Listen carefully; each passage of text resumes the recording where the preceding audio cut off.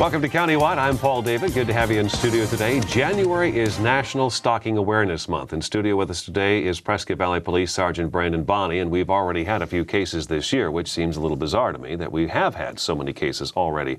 The year, we're not even halfway through the month yet. Yeah, not even, what, 12 days into the month, and we've already had several incidences just in our jurisdiction. Right, and so since we've had those happen, and then you brought up the fact that January is National Stalking Awareness Month, we thought, well, okay.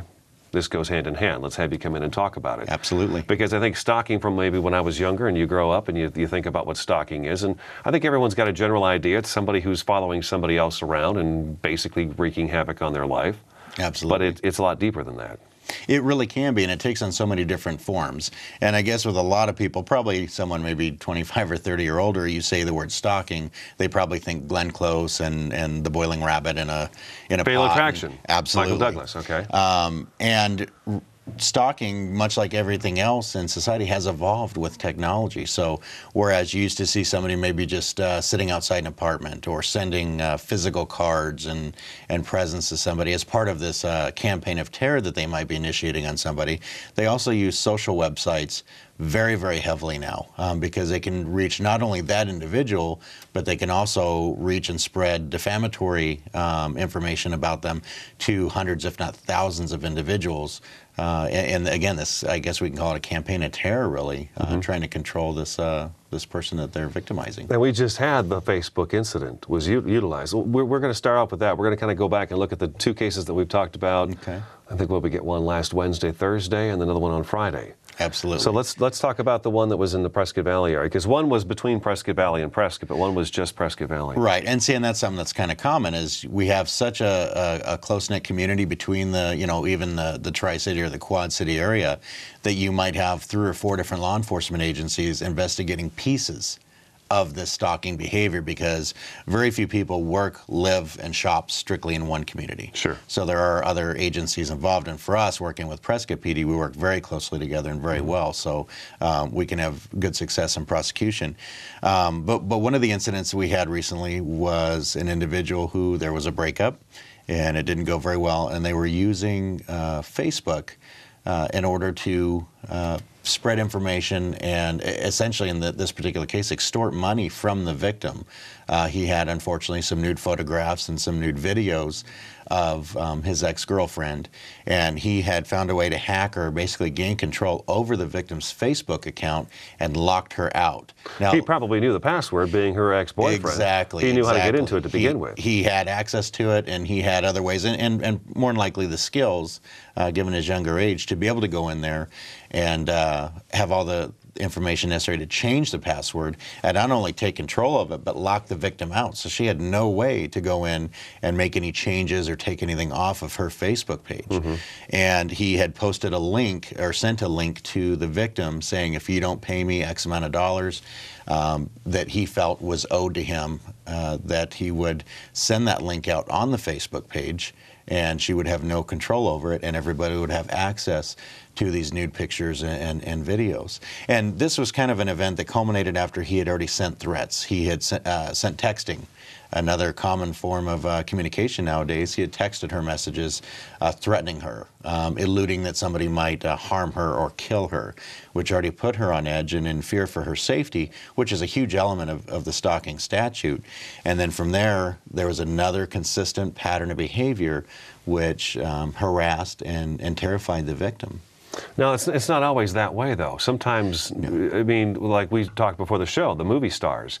I mean, these people are just infatuated in love with these people. Absolutely. And they just want to be with them. So is there 2 different types of stalkers? Is there the I'm in love with you and have to have you, I can't live without you, and then there's the one where, you know what, I don't like you anymore, you did this to me, I'm going to make your life miserable. Absolutely. And then there's some that probably fit somewhere in the middle. Okay. Your movie star ones are people who are really not in touch with reality in a lot of cases. Sometimes they think that they're actually married to, or that this star is in love with them.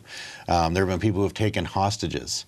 or tried to kill people as an act of love. In fact, I believe the President Reagan attempted assassination may have been tied to somebody who was trying to show their love for, I think it might have been Jodie Foster or somebody like that. So they're really not in touch with reality, and they're kind of a different animal, so to speak, than the other ones who have a relationship.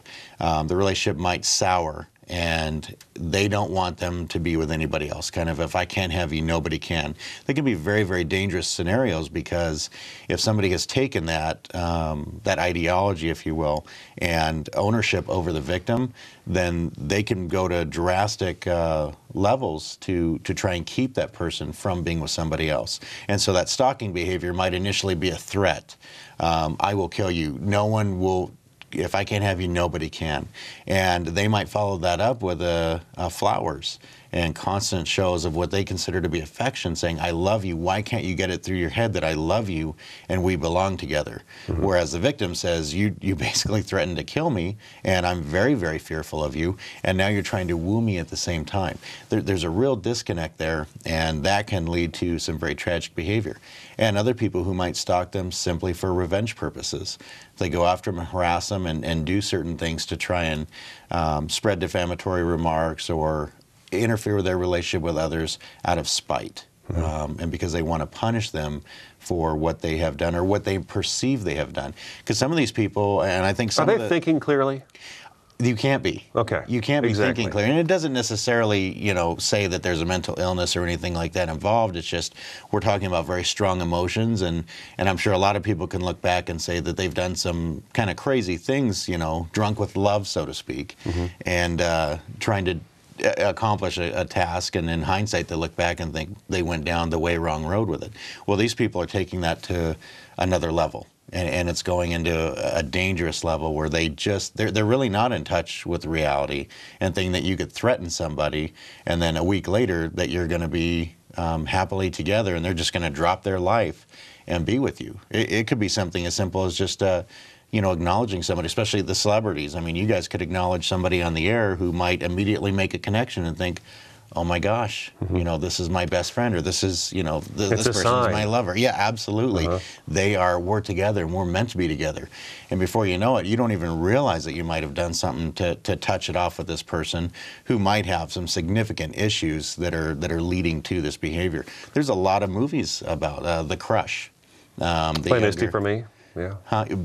There are just a lot of different movies that highlight this situation, and they tend to be your worst case scenarios. Mm-hmm. People who, the boiling rabbit in the pot, or, people faking attacks on them. I think the movie The Crush was a young lady, I think Alicia Silverstone, and she had faked a brutal attack from the guy that she was obsessed with, and used that as leverage to get him to be with her. Again, not thinking clearly. That's not going to make any rational person want to be with them mm-hmm. and have a relationship with them at all. But they don't understand it. They don't get that. Now, the other case we had, which was middle late last week, we had a gentleman who was allegedly stalking a woman for 3 months while he has a live-in girlfriend.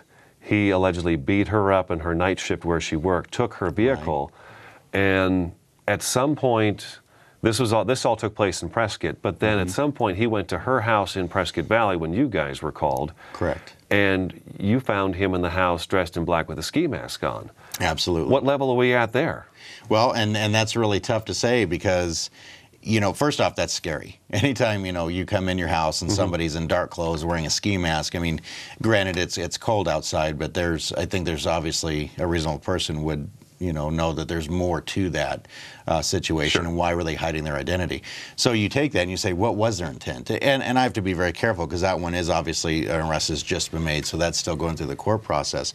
But what rational explanation is there for that type of behavior? Mm-hmm. I guess one would conclude that probably something bad was going to happen, or that he had ill intent towards either her or somebody else in that household, or potentially wanted to visit harm on them with him hiding his identity and basically hiding in their home.